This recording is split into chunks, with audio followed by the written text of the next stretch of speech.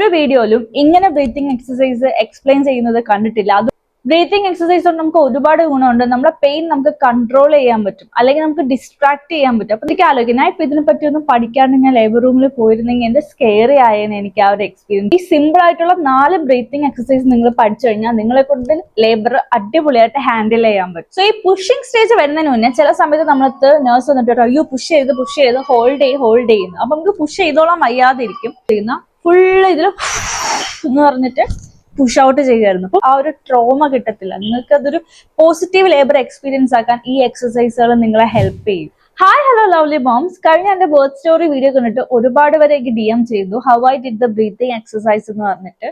So breathing exercise എങ്ങനെയാണ് എന്ന് ഞാൻ പറഞ്ഞു തരുന്നതിന് മുന്നേ ഞാൻ അതിനെ പറ്റിയുള്ള ഗുണങ്ങൾ പറഞ്ഞുതരാം. ശരിക്കും ബ്രീത്തിങ് എക്സസൈസ് എന്ന് പറയുന്ന ഒരു ലൈഫ് സേവർ ആയിരുന്നു എനിക്ക്. കാരണം ത്രൂ ഔട്ട് മൈ ലേബർ ഞാൻ ഒന്ന് അലറി വിളിക്കുക ഒന്നും ചെയ്തില്ല. ഞാൻ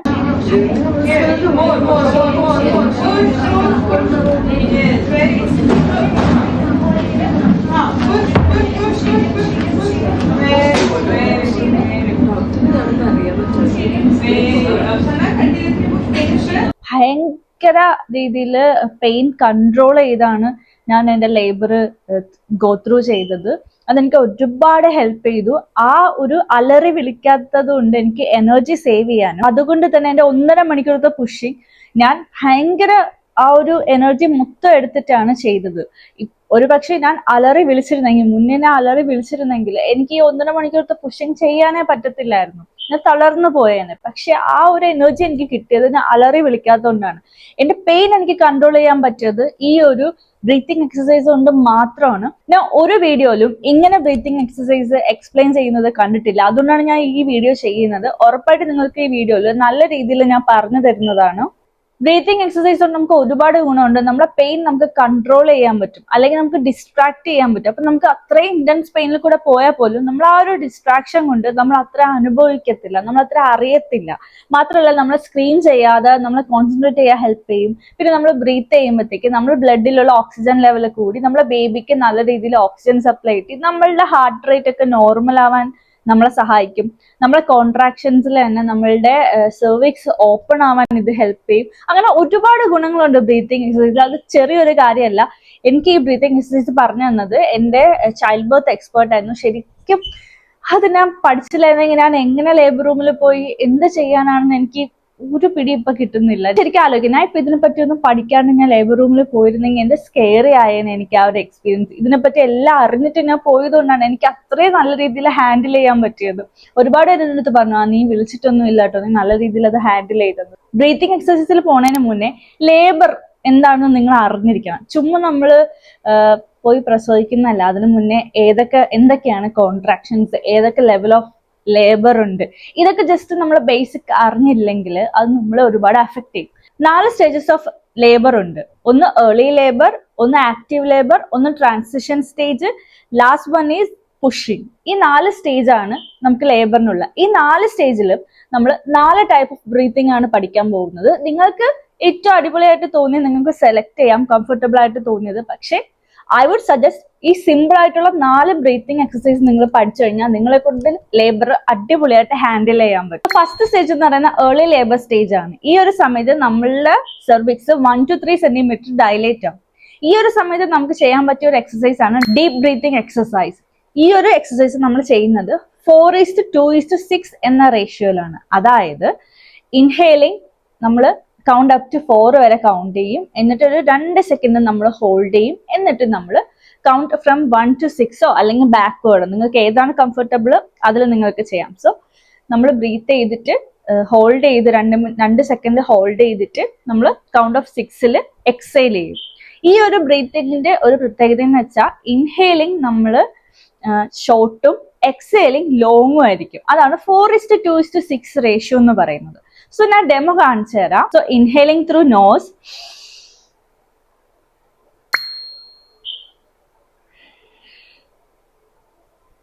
എക്സേലിംഗ്.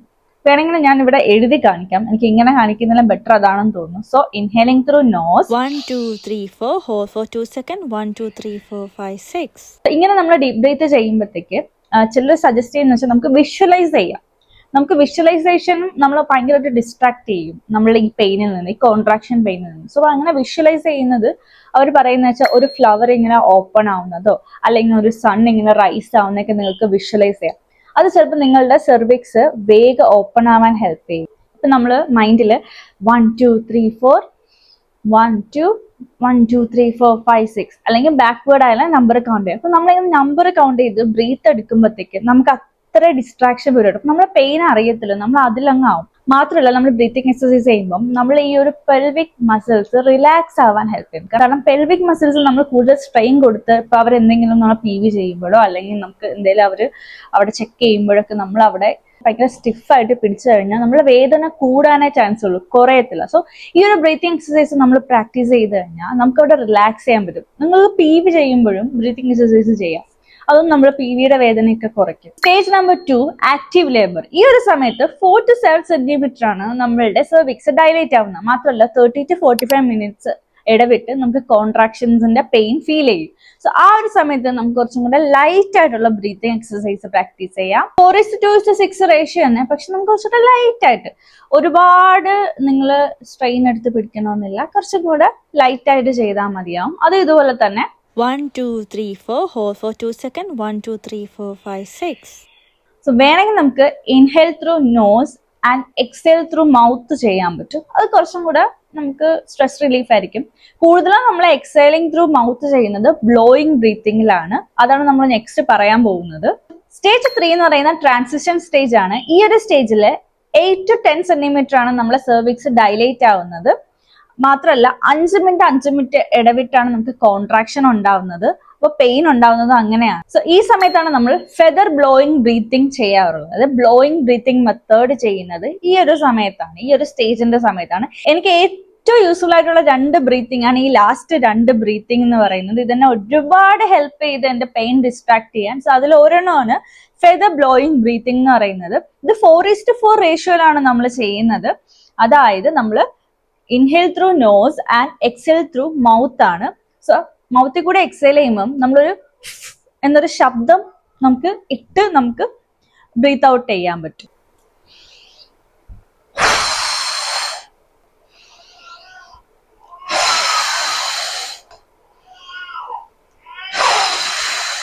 ഇത് ശരിക്കും എനിക്ക് പെയിൻ നന്നായിട്ട് വരുന്ന സമയത്ത് ഞാൻ ഇത് ചെയ്യുമായിരുന്നു, തന്നെ ഒരുപാട് ഹെൽപ്പ് ചെയ്തു. ഇനി 4th സ്റ്റേജ് ആണ് പുഷിംഗ് സ്റ്റേജ് എന്ന് പറയുന്നത്. സോ ഈ പുഷിംഗ് സ്റ്റേജ് വരുന്നതിന് മുന്നേ ചില സമയത്ത് നമ്മളത്ത് നേഴ്സ് വന്നിട്ട് അയ്യോ പുഷ് ചെയ്ത് ഹോൾഡ് ചെയ്യുന്നു. അപ്പൊ നമുക്ക് പുഷ് ചെയ്തോളാൻ വയ്യാതിരിക്കും. ആ ഒരു സമയത്ത് നമ്മൾ ചെയ്യുന്ന ഒരു ബ്രീത്തിങ് എക്സസൈസ് ആണ് ബ്ലോ ഔട്ട് ബ്രീത്തിങ് എന്ന് പറയും. അതായത് നമ്മൾ ഇവിടെ ഒരു ക്യാൻഡിൽ ഇരിക്കുന്നെന്ന് വിചാരിച്ചു. അപ്പൊ നമ്മൾ ബ്രീത്തിങ് ചെയ്തിട്ട് പതുക്കെ നമ്മൾ ആ ക്യാൻഡിൽ അണയ്ക്കുന്ന രീതിയിൽ വിട്ട് ബ്രീത്ത് ഔട്ട് ചെയ്യും. നമുക്കിത് 4:6 ചെയ്യാം.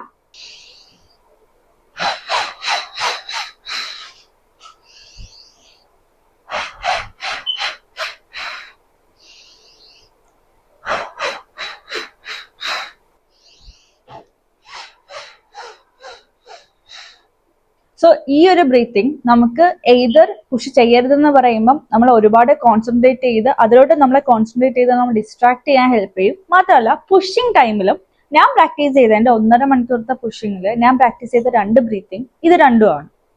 ഞാൻ ഫെദറും ചെയ്യുന്നുണ്ടായിരുന്നു, ഈ ഒരു ബ്ലോ ഔട്ട് ബ്രീത്തിങ് മെത്തേഡും ചെയ്യുന്നുണ്ടായിരുന്നു. അപ്പൊ നമ്മൾ പുഷ് ചെയ്യുന്ന സമയത്ത് ഇപ്പൊ പുഷ് ചെയ്യുന്ന പറയുമ്പോൾ നന്നായിട്ട് ഇൻഹേൽ ചെയ്തിട്ട് ഞാൻ ഫുൾ ഫെദർ ബ്ലോ ഔട്ട് ആയിരിക്കും ഞാൻ കൂടുതലും ചെയ്യുന്ന. ഫുള്ള് ഇതിൽ എന്ന് പറഞ്ഞിട്ട് പുഷ് ഔട്ട് ചെയ്യുമായിരുന്നു. അപ്പം അത് നമുക്ക് നല്ല എനർജി തരും.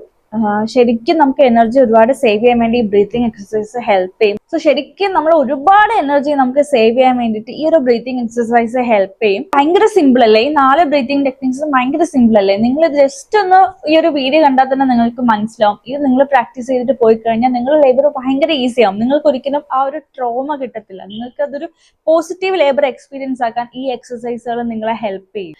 മാത്രമല്ല വേറൊരു കാര്യം ശ്രദ്ധിക്കണം, നിങ്ങളുടെ അറ്റ്മോസ്ഫിയർ എപ്പോഴും പോസിറ്റീവ് ആവാൻ ശ്രദ്ധിക്കണം. ഇപ്പൊ നിങ്ങളുടെ പാർട്ട്ണറോ അല്ലെങ്കിൽ നിങ്ങളുടെ ഫാമിലിയിൽ ആരെങ്കിലും ആണ് നിങ്ങളുടെ കൂടെ നിൽക്കുന്നെങ്കിൽ എപ്പോഴും നിങ്ങളുടെ അടുത്ത് പോസിറ്റീവായിട്ട് തന്നെ സംസാരിക്കാൻ പറയണം. വേറൊരു രീതിയിലുള്ള നെഗറ്റീവ് ടോക്ക് ഒന്നും സംസാരിക്കരുത്, നമ്മളെ ബേബി വരുവാണ്, പുറത്ത് വരുവാണ് എന്ന രീതിയിലുള്ള പോസിറ്റീവ് ആയിട്ടുള്ള രീതിയിലുള്ള അഫർമേഷൻസ് തരാം, അവരുടെ അടുത്ത് പറയണം. അതൊന്നും നമ്മൾ ഒരുപാട് നമ്മൾ ആ ഒരു സമയത്ത് നമ്മളുടെ ആ ഒരു ലേബർ സ്റ്റേജിന്റെ സമയത്ത് നമ്മളുടെ ചുറ്റുമുള്ള ആൾക്കാർ നമ്മളടുത്ത് പോസിറ്റീവായിട്ട് സംസാരിക്കുമ്പോൾ നമുക്ക് ആ ഒരു പോസിറ്റീവ് എനർജി കിട്ടും. മാത്രമല്ല ഇത് നമ്മളുടെ പോസിറ്റീവ് ഹോർമോൺസ് പ്രൊഡ്യൂസ് ചെയ്യുക. അതായത് നമ്മളുടെ കോൺട്രാക്ഷൻ സമയത്ത് നമുക്ക് ഹാപ്പി ഹോർമോൺസ് വന്നു കഴിഞ്ഞാൽ തന്നെ നമ്മൾ ഒരുപാട് പെയിൻ നമുക്ക് മാനേജ് ചെയ്യാൻ പറ്റും. സോ ആ ഹാപ്പി ഹോർമോൺസ് നമുക്ക് പുറത്ത് വരണം. പുഷിങ് സമയത്തൊക്കെ നമുക്ക് വിഷ്വലൈസ് ചെയ്യാം, നമ്മളെ ബേബി പുറത്തോട്ട് വരുന്നതായിട്ടുള്ള വിഷ്വലൈസേഷൻസ് ഒക്കെ കൊടുക്കാം. അതും നമ്മൾ ഒരുപാട് ഹെൽപ്പ് ചെയ്യും. സോ ഇങ്ങനെയുള്ള കുറെ ഫാക്ടേഴ്സ് ആണ് ഈ 1.5 മണിക്കൂർ കിടന്ന് അലറി വിളിക്കാതെ എന്നെ പുഷ് ചെയ്യാൻ ഹെൽപ്പ് ചെയ്തത്. പിന്നെ നമുക്ക് ആ ഒരു പോസിറ്റീവ് ഇത് വരും, പുറത്ത് വരും, തല വരും, നമ്മളെ കൊണ്ടേ പറ്റുള്ളൂ എന്നുള്ള രീതിയിൽ ചുറ്റുള്ളവരും നമുക്കും ആ ഒരു പോസിറ്റീവ് ഇതുണ്ടെങ്കിൽ നമ്മളെ കൊണ്ട് പറ്റാവുന്നതേ ഉള്ളൂ. നിങ്ങൾ പേടിക്കാനൊന്നുമില്ല, നിങ്ങളെ കൊണ്ട് മാത്രമേ പറ്റുള്ളൂ. We are strong, right? അതുകൊണ്ടാണല്ലോ നമുക്ക് ഈ ഒരു കഴിവ് തന്നിരിക്കുന്നത്. സോ അടുത്ത വീഡിയോയിൽ നമുക്ക് പിന്നെയും കാണാം. എന്തെങ്കിലും സജഷൻസ് ഉണ്ടെങ്കിൽ കോമെന്റ് ചെയ്യാൻ മറക്കരുത്, ഞാൻ ആ വീഡിയോ ചെയ്യുന്നതാണ്. അപ്പൊ അടുത്ത വീഡിയോയിൽ കാണാം. അതുവരെ എല്ലാവർക്കും